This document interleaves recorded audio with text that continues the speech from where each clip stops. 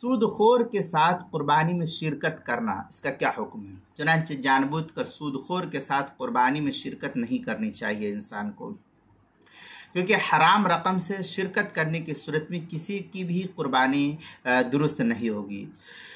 ہاں، اگر ایسا آدمی ہے کہ کسی سے حلال رقم وہ قربانی کے ایام میں لے لیتا ہے قرض کے طور پر، پھر قرض رقم لے کر کے قربانی میں حصہ ڈال دے گا، تو اس کو اجتماعی قربانی میں شامل کرنا اب ایسی صورت میں جائز ہو جائے گا۔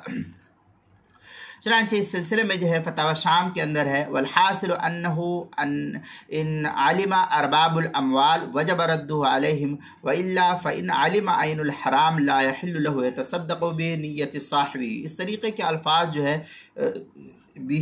بنیتی صاحبہ، یہ رد المحتاج جلد نمبر 5 صفحہ نمبر 99 جو HM سعید کراچی کا چھپا ہوا نسخہ ہے، اور جلد نمبر 6 صفحہ نمبر 385 پر بھی ہے۔ فتاوی ہندیہ جلد نمبر 5 صفحہ نمبر 349 پر اس کو نقل کیا ہے۔ آگے فتاوی شامیہ میں ہے، وَإِنْ كَانَ الشَّرِيكُ السِّتَّةَ نَصْرَانِيًّا أَوْ مُرِيدًا اللَّحْمَ لَمْ يَجُزْ عَنْ وَاحِدٍ مِنْهُمْ لِأَنَّ الْإِرَاقَةَ لَا تتجزا۔ یہ در مختار ماں شامی کی عبارت ہے، جلد نمبر 6 صفحہ نمبر 326۔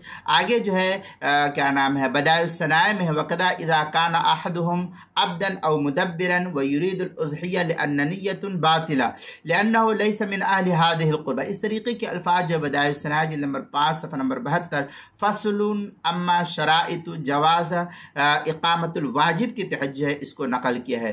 اسی طریقے سے قربانی کے مسائل کا انسائکلوپیڈیا، اس کے حروف تہجی سین عنوان ہے، سود خور کے ساتھ شریک ہونا، صفحہ نمبر 90 اور صفحہ نمبر 91 پر اس کو نقل کیا گیا ہے۔